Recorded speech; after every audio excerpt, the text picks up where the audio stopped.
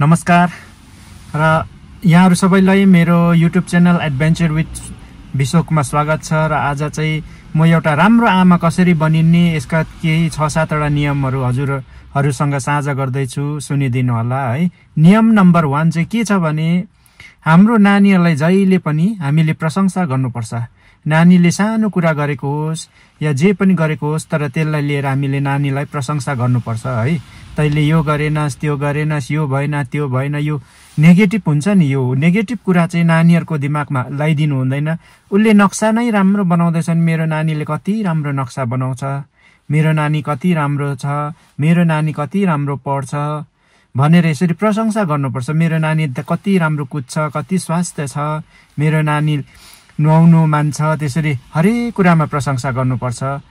किनभने अब एउटा एक्जाम्पल उदाहरण हेर्नु भने एउटा खाना पकाए आमाले यो खाना मिठै भएन, ऊ छिमेकीको बुढीले कति दामी पकाउँछ भनेर भन्यो भने आमालाई कति मन दुख्छ हैन। मेहनतले पकाएको हुन्छ त्यो खाना। त्यसरी नै अब एउटा बाउ थाकेर आउँछ बेलुका है, अब आपा थाकेर आयो, चिया बनाइदिन्छु ल भनेर चिया ल्याइदियो भने मेरो मेहनत बुद्धो रहेछ घरमा भन्ने बाउलाई एउटा हुन्छ नि, त्यो चाहिँ प्रशंसा। यसले चाहिँ नानीहरुको दिमागमा चाहिँ एउटा नेगेटिभ त्यो भाइब्सलाई जितेर चाहिँ एकदम पोजिटिभ भाइब्सले जितेर लान्छ क्या नेगेटिभ भाइब्सलाई। नानीहरुकोमा हुन्छ म पनि कुछ राम्रो गर्दै रहेछु भने एक दिन राम्रो भन्छ, 2 दिन राम्रो भन्छ, 3 दिन राम्रो भन्दा नानीहरुको मस्तिष्कमा त्यो राम्रोपना नै राम्रो भएर जान्छ। त्यसले गर्दा यो रुल नम्बर 1 नानीहरुलाई चाहिँ सही तरिकामा ल्याउने आमाको एउटा जिम्मेवारी, राम्रो आमा बनिने रुल नम्बर 1 चाहिँ यो भयो। नानीहरुलाई सधैँ प्रशंसा गर्नुपर्छ। राम्रो आमा हुनुको दोस्रो नियम चाहिँ आफ्नो नानीहरुको प्रशंसा। साथीभाइको अगाडि होस् या घरमा पाहुनापात आएको बेला होस्, आफ्नो नानीको चाहिँ प्रशंसा गर्नुपर्छ। मेरो नानी राम्रो छ, साथीभाइसँग मिल्छ, खानेकुरा पनि सेयरिङ गरेर खान्छ, सब्जी पात दुध जे दियो भने पनि खुसी भएर खान्छ है। मोबाइल कम्ती हेर्छ, पढ्नुमा राम्रो छ, लेख्नुमा राम्रो छ, नक्सा राम्रो बनाउँछ, भनेको कुरा सुन्छ भनेर यसरी राम्रो कुराको प्रशंसा गरी बस्नुपर्छ। एक दिन सुन्छ, 2 दिन सुन्छ, बिस्तारै उसलाई त्यसको पोजिटिभ भाइब भएर जान्छ र ठुलो हुँदा पनि हो त्यो नानी राम्रो नै हुन्छ। त्यसैले दोस्रो नियम राम्रो आमा हुनु चाहिँ आफ्नो नानीको प्रशंसा चाहिँ जहिले गर्नुपर्छ। राम्रो आमा हुनुको तेस्रो नियम चाहिँ आफ्नो नानीलाई चाहिँ अर्काको नानीसँग कहिले तुलना गर्नु हुँदैन, कहिले पनि कम्पेयर गर्नु हुँदैन। यो चाहिँ एकदम इम्पोर्टेन्ट एउटा नियम आमाले पालन गर्नुपर्ने। किनभने फल्नाको नानीले त फर्स्ट गर्यो, तिमीले किन सेकेन्ड गर्यो, उसले तिमीलाई 3 मार्क्सले जित्यो, तिमी किन 3 मार्क्स कम्ती ल्यायो। यसरी नानीलाई चाहिँ आफ्नो नानीलाई अर्कासँग कहिले कम्पेयर गर्नु हुँदैन। आफ्नो नानीलाई जहिले बढावै दिनुपर्छ। भरे यसो भन्नु मिल्छ, पहिले 30 मार्क्स ल्याएको थियो भने पहिला 30 मार्क्स ल्याएको थियो, अब यसपालि चाहिँ 31-32 ल्याउनु पर्छ है तिमीले भनेर भन्नु मिल्छ। उसलाई चाहिँ ऊ आफैसँग कम्पेयर गर्नुपर्छ, तर अर्कासँग चाहिँ कम्पेयर गर्नु हुँदैन। जस्तै एउटा उदाहरण हेर्नु हो भने घाम र जुन हेर्नुहोस् त, जुन दिउँसो लागेको केही महत्त्वै हुँदैन नि, दिउँसो कसले पनि देख्दैन पनि, हुनु त दिउँसो पनि हुन्छ त जुन हैन, तर राति त्यसको कति महत्त्व हुन्छ। मान्छेले टेलिस्कोप लाई हेर्छ, तर त्यो घाम चाहिँ फेरि राति लाग्नु हो भने त हामी त सुत्नै पाइँदैन थियो। त्यसले गर्दा घाम र जुनको कति महत्त्व हुन्छ, तर तुलना कहिले पनि हुँदैन नि।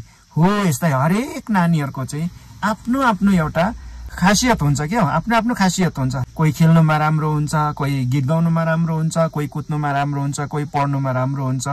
पढेरै मात्रै राम्रो हुन्छ भन्ने होइन नि। एउटा साइन्टिस्टलाई कतिजनाले चिन्छ हुन् दुनियाँमा, तर एउटा फुटबल स्टारलाई त वर्ल्डको सबैले चिन्छ त। त्यसले गर्दा चाहिँ जुनै फिल्ममा पनि कुनै न कुनै फिल्ममा राम्रो हुनु सक्छ। त्यसले गर्दा नानीहरुलाई कहिले कम्पेयर गर्नु चाहिँ हुँदैन। चौथो नियम राम्रो आमा बनिनु चाहिँ नानीहरुको अगाडि कहिले अँधेरो अनुहार लाउनै हुँदैन। कहीँ घरमा ठकसक ठुकसुक भएको छ, बाहिरबाट के मुड बिग्रेर आएको छ, कहीँ बाजेर जुझेर आएको छ, त्यसको रिस नानीलाई निकाल्नु, नानीले के सोध्दा राट गरेर हकार्नु, गाली गर्नु, कहीँबाट कहीँ रिसर आएर नानीलाई पेट हिर्काउनु, यो चाहिँ एकदम गलत हो है। इभन हामी प्यारेन्ट्स बाउ आमा कहिले नानीको अगाडि बाँच्नु हुँदैन है। यसो ठकसक ठुकसुक छ भने हल्का फुल्का नानीले नदेखि गरेर त्यसलाई छिटै सल्भ गरिहाल्नुपर्छ र नानीको अगाडि चाहिँ अलवेज फ्रेस मुडमा खुसी हुनुपर्छ। त्यसो गर्दा नानीको त्यो पोजिटिभ भाइब चाहिँ नानीमा जान्छै जान्छ है। हामी नानीको अगाडि जहिले अँधेरो लाएर बस्यो भने नानीले पनि डिस्टेन्स मेन्टेन गर्दै जान्छ है। नानीको अगाडि जहिले बाजी बस्यो भने नानीको मनभित्र एउटा डर, त्रास, चिडचिडापन आएर जान्छ। त्यसैले गर्दा अँधेरो अनुहारै लाउनु हुँदैन। बाँच्नु, जुझ्नु, दियो झर्किनु चाहिँ नानीहरूको अगाडि झन् कहिले हुँदैन। हो, हामी जिम्मेवारीले थाकेको हुन्छौँ, कामले थाकेको हुन्छौँ, के भएको हुन्छौँ, तर पनि जब नानीको सामना छौँ, हामी नानीलाई समय दिँदैछौँ भने अलवेज फ्रेस मुडमा खुसी अनुहार लाएर बस्नुपर्छ र नानीहरूको अगाडि जहिले पनि खुसी हुनुपर्छ, उज्यालो अनुहार राख्नुपर्छ। यो एउटा महत्त्वपूर्ण नियम यो पनि हो। राम्रो आमा बनिनुको 5वां नियम, नानीलाई सुन्नुपर्छ। कहिलेकाहीँ नानीले कोसँग आफ्नो बात सेयर गर्ने त? सबैभन्दा अगाडि त आमै हो। आमा भगवानको रूप त्यसैले हुन्छ है। जब बोल्न थाल्छ त आमैसँग बोल्न थाल्छ।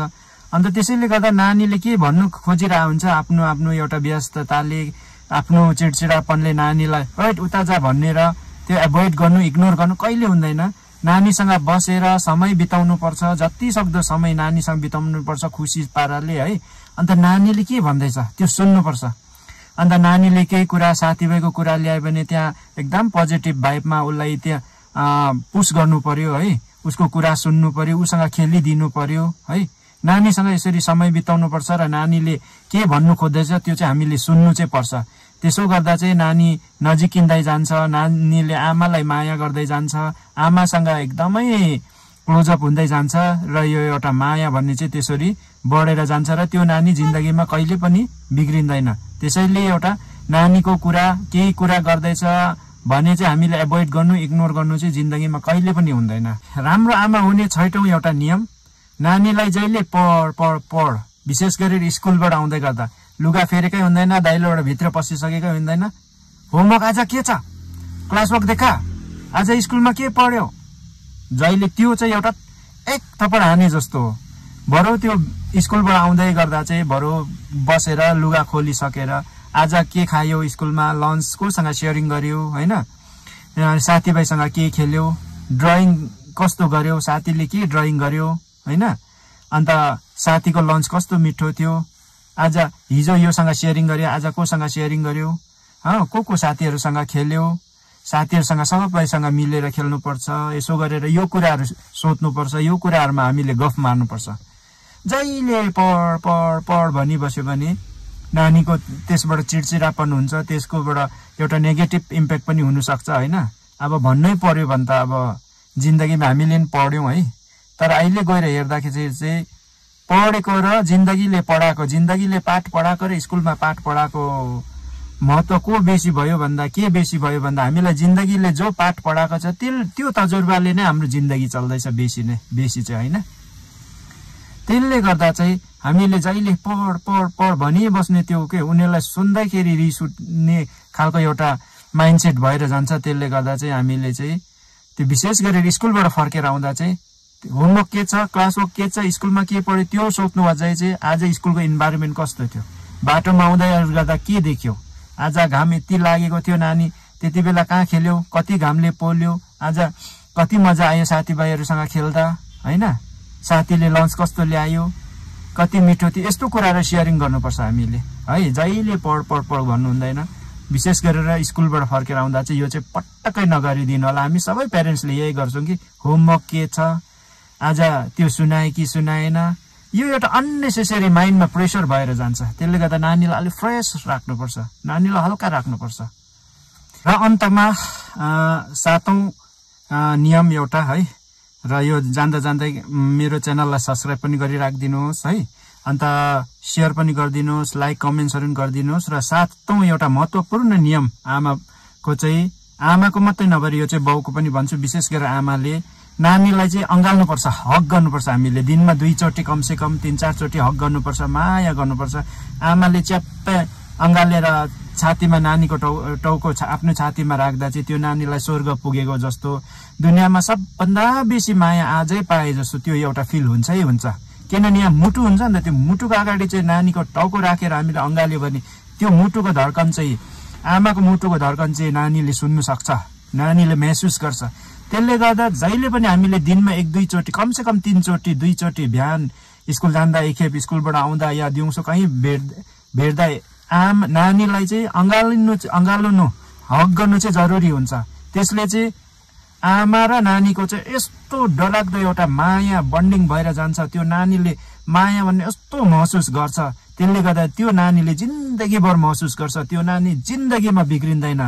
त्यसैले गर्दा आफ्नो नानीलाई चाहिँ दुनियाँको अगाडि होस् या आफ्नै अगाडि होस् हक गर्नुपर्छ। आफ्नो नानीको टाउको आफ्नो देब्रे छातीमा राखेर हक गर्नुहोस्। नानीले तपाईँको मुटुको धड्कनको मायासम्म सुन्छ, महसुस गर्छ। हरेक आमाले यति नियम मात्रै पालन गर्नुभयो भने पनि तपाईँ बेस्ट आमा बनिनुहुन्छ र तपाईँको नानी जिन्दगीमा पटक्कै बिग्रिँदैन। विशेष गरेर 3 वर्षदेखि लिएर 12 वर्ष 14 वर्षसम्म यो काम गर्नु सक्नुहुन्छ। यति तपाईँले गर्नुभएको छ दिन डेली भने तपाईँको नानी जिन्दगीमा बिग्रिँदैन। र मेरो च्यानल पनि फलो गर्नु बिर्सिनु भएन, सब्सक्राइब गर्नु बिर्सिनु भएन है। सेयर, कमेन्ट, लाइक सबै गरिदिनुहोस्। फेरि भेटौँ, बाई बाई, भेटौँला।